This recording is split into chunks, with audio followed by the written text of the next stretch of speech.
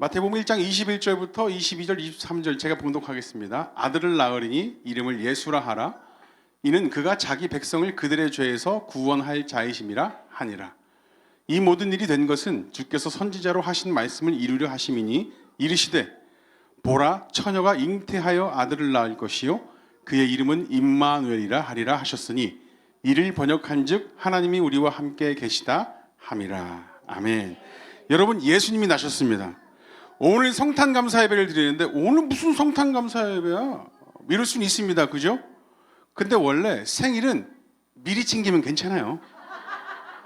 그래요, 안 그래요? 지나서 그럼 섭섭한데 미리 챙기는 건 상관없습니다.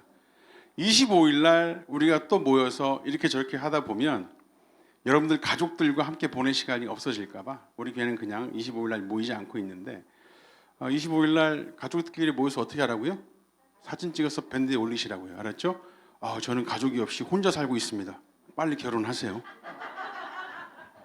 자, 여러분, 예수님이 나셨는데 우리가 이렇게 성탄절 돼가지고 인류 가운데 예수님이 나셨다 그러면서 몇 번이나 더 축하를 해야 예수님 오실까? 다시 예수님의 탄생을 축하하기 시작한 건 여러분 혹시 옛날에 로마 사회에서 콘스탄티노스 대제 황제가 기독교 공인을 했습니다. 기독교 공인. 기독교도 종교야. 공인을 했어요. 그러고 나서 데오도시우스 황제라는 사람이 기독교를 국교로 삼으면서부터 그때 로마 사회에서 어떤 신을 섬기고 있었냐면 여러분들 동지 그러면 뭐 먹어요? 팥죽을 먹어요. 팥죽. 근데 실제로 동지에 팥죽 드시는 분 손 들어보세요. 옛날 사람들이라는 거지. 옛날 사람들. 누가 팥죽을 먹어 요즘에 동지에 감자탕 시켜 먹지? 에? 회사에 줬어요? 네. 여러분 동지의 특징이 뭐예요? 한정임 씨는 동지가 특징이 뭐예요? 몰라요? 네. 맞아요. 그러니까 동지를 기준으로 밤이 제일 길었다가 이제 짧아지기 시작하는 거예요. 그러니까 동지가 제일 긴 거죠, 밤이. 그리고 이제 밤이 짧아지기 시작한다는 거는 빛이 들어온다는 소리. 낮이 길어진다는 거잖아요. 그렇죠? 동지를 기점으로. 그때 로마 사람들이 태양신을 섬기는 축제로 지켰었어요. 그때를.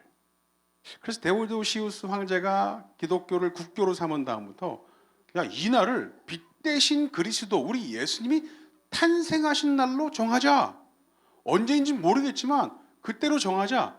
그래서 지금까지 그러니까 약 1500년에서 1600년 동안을 그렇게 성탄절로 지켜오고 있는 거예요.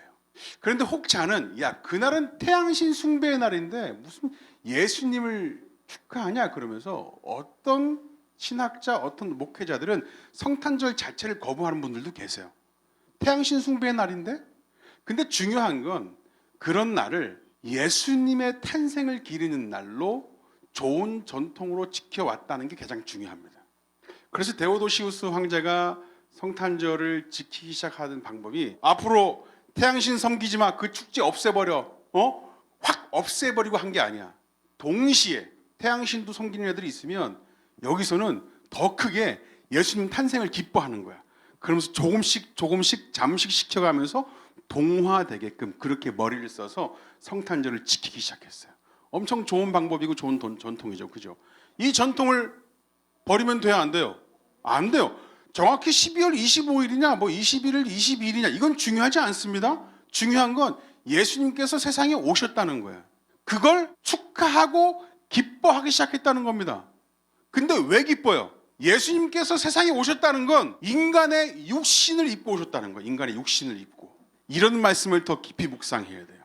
예수님의 탄생, 성탄이라고 한다는 것은 그냥 오셨다가 아니라 예수님께서 그 인성을 가지고 우리 육신의 옷을 입고 세상에 오셨다. 왜? 우리의 죄를 씻어주기 위해서. 그것과 떨어뜨려 놓을 수 없습니다. 그래서 성탄절은 그렇게 이해하고 그렇게 묵상해야 돼요. 그런데 여러분 오늘 말씀 보시면 이사야 7장 14절 말씀에 성취로 오신 분임을 증거하고 있는데 마태복음 1장 23절 우리 다 같이 한번 읽어보실까요? 시작!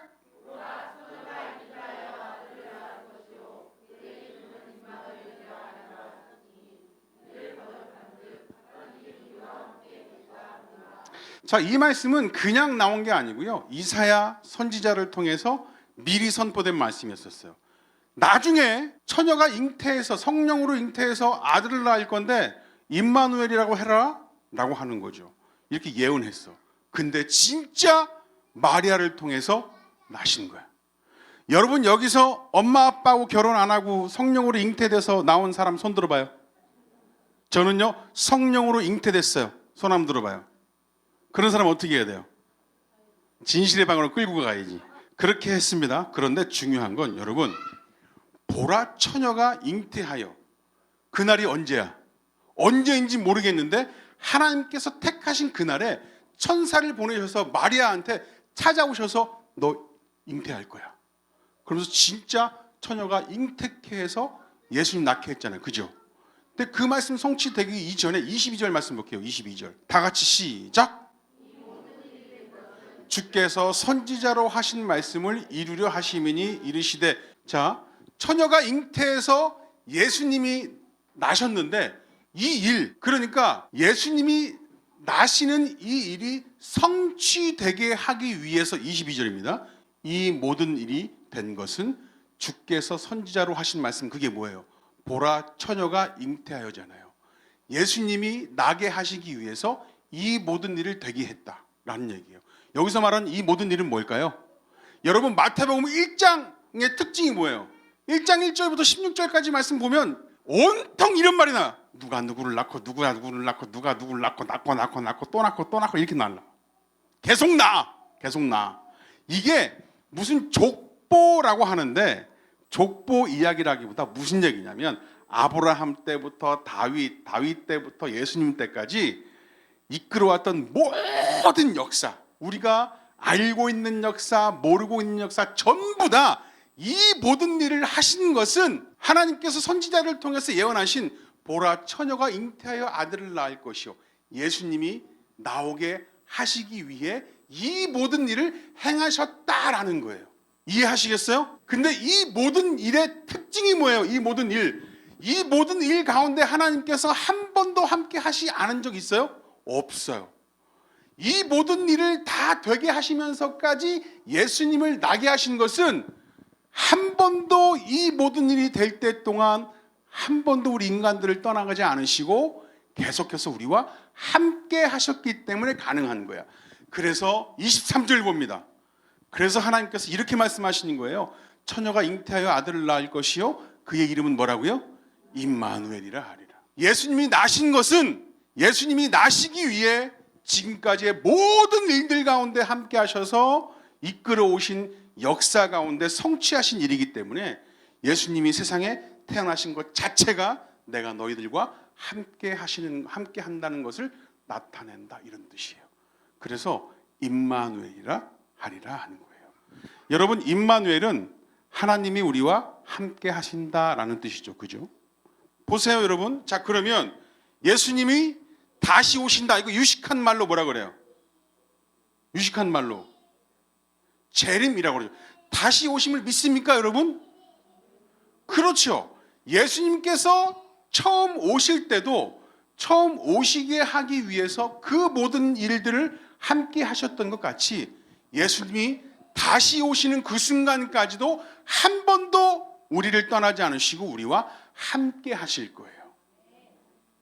이 사실을 믿으면 우리는 성탄절을 잘 보낸 거예요. 아시겠죠? 요셉이 죽을 때 그 가정, 그 형제들한테 뭐라고 그랬냐면 여호와께서 너희들을 돌보아 주시길 원한다라고 얘기를 했거든요. 여기서 여호와께서 너희들을 돌보아 주시기 원한다 했을 때 이 돌보아, 돌본다, 이 말이 히브리어 원어로 보면 하나님께서 너희들을 찾아가 주시길 원한다라는 말이에요. 여러분, 하나님께서 여러분 생애 모든 시간에 걸쳐서 늘 찾아가 주시고 함께 하시는 줄 믿습니다. 다시 오는 그 순간까지 이 사실 놓지 않고 성탄절을 보내는 가장 큰 의미가 됐으면 좋겠어요. 기도하겠습니다.